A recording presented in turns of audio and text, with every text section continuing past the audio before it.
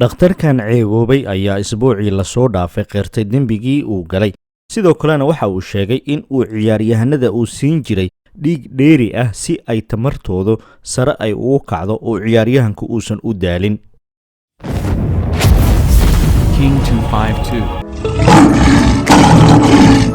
kulanti wacan wanaagsan daawadayaal gebi ahaantiinba halkani waa janalka King 252 kusoo dhawow gacmo furan. haddii aad maanta inugu soo biirtay subscribe si aad ula socoto warbixinada xiga. haddii aad ka mid ahaydna asxaabtii hore u joogay janalka, sheerdhe warbixintani si ay asxaabtaada kale ay ugu faa'iidaan. dhakhtar u dhashay dalka Jarmalka oo ka shaqayn jiray waaxda ciyaaraha ayaa lagu riday xukun 5 sano gaaraya oo xabsi ah kadib markii lagu helay in uu ka mas'uul ahaa shabakad ciyaaryahanada awoodoodu dhinaca tamarta ah si sharci darraha u kordhin jirtay intii u dhaxaysay sanadihii 2012 ilaa 2019. Mark Smith oo da'diisu ay tahay 42 sano jir ayaa sidoo kale lagu ganaaxay in uu bixiyo lacag dhan 158,000 oo euro oo u dhiganta 140,000 oo pound ama lacag u dhiganta 190,000 oo dollarka Mareykanka. waxaa laga mamnuucay in dhakhtarnimadiisa uu ku sii shaqeeyo 3 sano ee ka dambaysa xarigiisa markii uu soo dhammaysto. xukunkani ayaa waxaa dambiilaha ku riday maxkamad ku taala magaalada Munich ee dalka Jarmalka.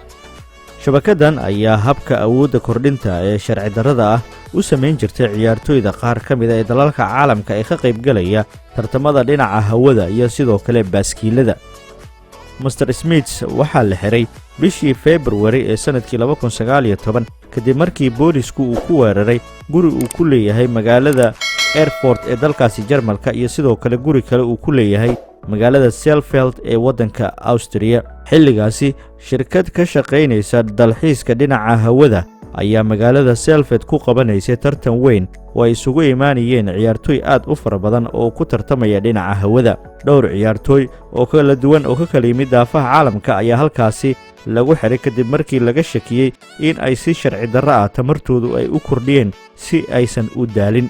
hal ciyaaryahan oo u dhashay dalka Austria ayaa gacanta lagu dhigay isagoo dhiig uu ku socdo si loo xoojiyo qulqulka dhiigga wadnihiisa, taasoo horseedaysa in uusan ciyaaryahanka uusan daalin. xariga ayaa dadka la yaabanaa oo la yaab ku noqday in ciyaaryahano tartan isku soo diyaariyey la soo ururiyey sidoo kalena xabsi lagu guray. adeegsiga kordhinta awoodda sharci darrada ah ee loo isticmaalo socodsiinta dhiigga ayaa lagu sameeyaa ciyaartooyda lagu kordhinayo unugyada dhiigga cas, taasoo ka caawinaysa in awood xoog leh uu yeesho ciyaaryahanka. kordhinta awoodda dhiigga ee loo isticmaalo ciyaaryahanada ayaa waxaa laga mamnuucay dalka Jarmalka sanadkii 2015. Mr. Smith oo la soo taagay maxkamad bishii September ayaa waxaa dacwadda ku wehlinayay ilaa 4 qof oo kale oo kiiskani lug ku lahaa, kuwaas oo qodhoodu maxkamadda magaalada Munich ay ku hesheen dembiyada lagu soo eedeeyey. dhakhtarkani ceeboobay ayaa isbuucii lasoo dhaafay qirtay dembigii uu galay. warqad qoraal ahaa oo ay qareenadiisu maxkamadda ka hor akhriyeen ayaa waxay ku yidhaahdeen sida tan: tallaabo qaldan ayaan qaaday, aniga ayaana eedda iska leh.